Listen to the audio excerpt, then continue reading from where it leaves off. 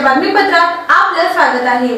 शिवगंगा चौक बहुउद्देशीय क्रीडा मंडळाच्या वतीने 15 ऑगस्ट निमित्त या भागातील स्वच्छता दूत म्हणून काम करणारे मनपा सेवक कोळी अण्णा यांच्या हस्ते ध्वजारोहण करण्यात आले। या प्रसंगी मंडळाचे अध्यक्ष जयराम अण्णा सुंचू, आनंद गुळेद, देविदास सामल, श्रीनिवास अबत्तीन, नारायण कुणगिरी, मुरली गुडेली, नागराज अबत्तीन, बिटला, दत्तू मिठ्ठा, आनंद विटकर आदी कार्यकर्ते उपस्थित होते।